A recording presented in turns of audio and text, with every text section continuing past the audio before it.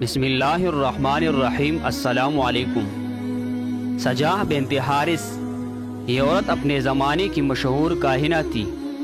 نہایت فصیح و بلیغ اور بلند حوصلہ عورت تھی۔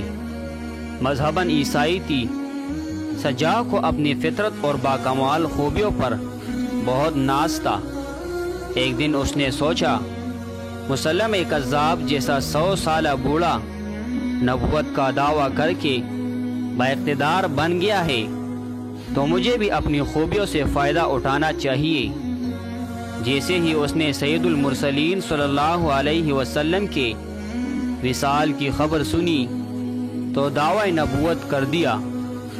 چونکہ جناتی طاقت اور تحریر و تقریر کے فن پر اس کو عبور حاصل تھا، لہٰذا اس نے بہت جلد بنی تغلب اور بنی تمیم کے بڑے بڑے سرداروں کو اپنا ہم نوا بنا لیا۔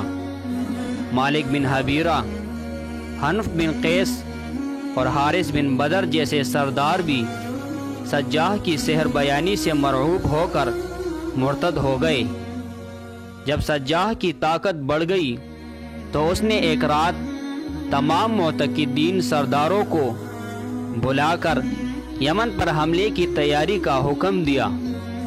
جب سجاہ کا لشکر یمن کی طرف روانہ ہوا، جہاں مسلمہ کذاب پہلے سے اپنی جھوٹی نبوت کی دکان کھولے بیٹھا تھا، تو اسی دوران حضرت صدیق اکبر رضی اللہ تعالیٰ عنہ نے ایک لشکر سجاہ بنت حارث کی سرکوبی کے لیے بھی روانہ کر دیا تھا۔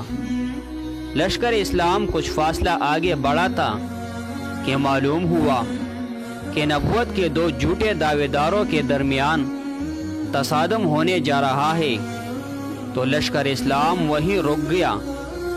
ادھر مسلمہ کذاب کو جب سجاہ کے حملے کی خبر ملی تو وہ سخت پریشان ہوا، کیونکہ اس کو معلوم تھا کہ سجاہ بہت ہوشیار اور حوصلہ مند عورت ہے۔ اس لیے اس نے کمال مکاری کا مظاہرہ کرتے ہوئے انتہائی قیمتی تحائف کے ساتھ راستے میں ہی سجاہ بنت حارث سے ملاقات کی اور اسے اپنے جال میں پھنسا لیا، اور دونوں نے 3 دن تک مسلمہ کذاب کے خیمے میں اپنی اپنی نبوت پر بحث و مباحث کے دوران داد و عیش کے دور گزارنے کے بعد نکاح کر لیا۔ جب 3 روز بعد سجاہ نے اپنے معتقدین کو مسلمہ کذاب کے نبی پر حق ہونے اور نکاح کی خبر سنائی تو بڑے بڑے سردار اس سے ناراض ہو کر الگ ہونے لگے، اور دیکھتے ہی دیکھتے سجاہ بنت حارث اکیلی رہ گئی اور خاموشی سے اپنے نانہالی قبیلے بنی تغلب میں زندگی گزارنی شروع کر دی۔ جب حضرت امیر معاویہ رضی اللہ تعالیٰ عنہ کے زمانے میں 1 سال قحط پڑا تو انہوں نے بنی تغلب کو بصرہ میں آباد کر لیا۔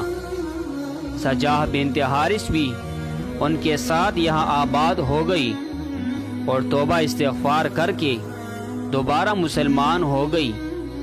انتہائی دینداری، پرہیزگاری اور ایمانی کیفیت میں ان کا انتقال ہوا۔ بصرہ کے حاکم اور صحابی رسول صلی اللہ علیہ وسلم سمرہ بن جندب رضی اللہ تعالیٰ عنہ نے ان کی نماز جنازہ پڑھائی۔